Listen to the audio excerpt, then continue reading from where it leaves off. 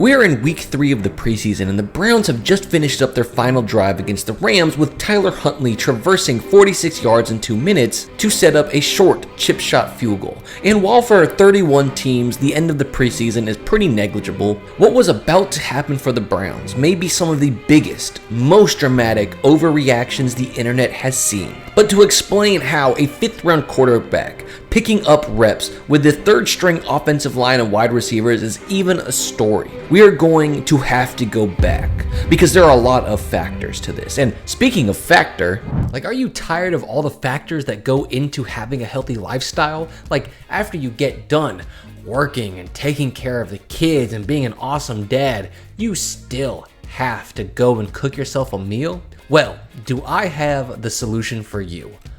Factor. They give you the flexibility to stay active without having to settle for a cheap meal out when time gets a little bit tight. And now they have an expanded menu. So they're not just making accomplishing your goals easy, they're making it delicious. They're adding some awesome flavors to the menu so you can enjoy some fresh, never frozen meals without compromising on them being just so splendid. I know one that I had was their chicken and grits, and oh my God, it actually blew me. It blew me away. It was delicious.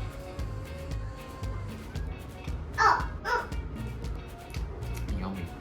They also have a lineup of smoothies that are going to completely knock you out of your socks. And I know recently they just expanded to Asian and Mediterranean meals. And if you want to enjoy some of these awesome meals, well, I got something for you too. If you go to factor75.com and use code PUNTSFB50, you're going to get, wait for it, 50% off your first order and free breakfast for not 6 months, not 12 months, but 1 whole year. Wait. You're gonna get free breakfast for an entire year. You heard that right. Go to factor75.com right here. Use code PUNTSFB50 to get 50% off and free breakfast for a whole year.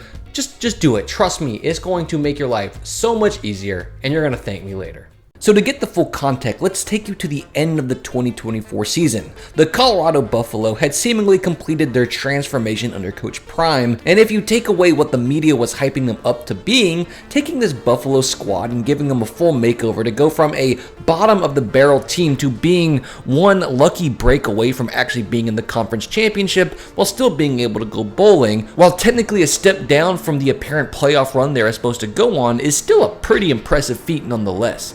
But leading this team and making the headlines was none other than standout athlete Travis Hunter. But who was throwing to him, you may ask? It's of course the man of this video, Shedeur Sanders. Now, Shedeur at this point was already sort of a controversial figure. He hadn't really done anything wrong, but his detractors would claim he wasn't that good and carried himself with too much confidence for what his apparent draft position really was. And the reality is, those guys didn't watch the tape or his interviews. No, his supporters saw him under a completely different light. He was an underappreciated gem. He had the poise to turn around an inferior team while throwing to nobodies. Just a Heisman winner and a couple of draft pick wide receivers, that's all. Jokes aside, Colorado struggled to establish a ground game. They didn't have a great blocking situation, resulting in Shedeur actually having to carry his offense for the most part in the plays that he wasn't carrying a completely free defensive end on his back. And he did so by extending plays and throwing incredibly accurately, which was shown by his high completion percentage, right? That's all that it can mean, is that he was just an accurate passer. So you may be saying, oh, so the fans are the ones that actually watch the film. Also no. That was the frustrating part about this whole debate, is that his college film fell somewhere very much so in the middle of what both sides believed. When Colorado was in the driving seat and he was getting the ball off on time, he was pretty accurate, even though I think having 3 draftable wide receivers and one of them being a Heisman does make his job a lot easier as a quarterback. But all in all, he didn't always come up in big games, because when things got tough, you could catch him trying to play Superman, where he would hold on to the ball too long looking to extend plays that he probably should have given up on and just thrown it away.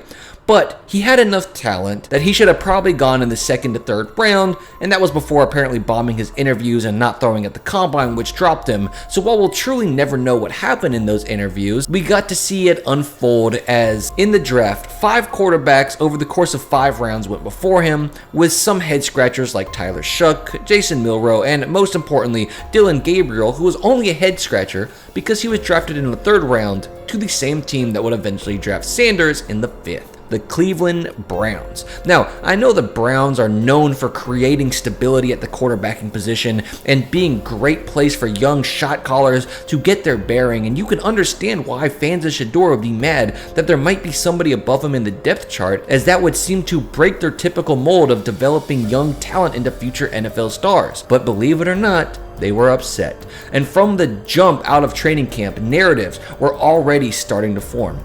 Pretty much a piece of news wouldn't come out of camp unless it was hyping up Shedeur or bringing down Dillon, which only continued to fuel Shedeur's fans and haters the same way, as they both would try to twist the numbers coming out to fit whatever narrative they wanted reality to be. But the truth is, with raw numbers, we have no concept of what drills or plays were being worked. Like, Dillon could have had a bad day while Shedeur was balling, that's true, but maybe they were trying to encourage both quarterbacks to make riskier throws, as seen in the videos where Shedeur was just checking it down and throwing his shorter concepts. Even more importantly, we don't know how many passes by Gabriel were dropped, and it's just raw stats or kind of garbage numbers that will only mean anything to the coaches who know the context behind them.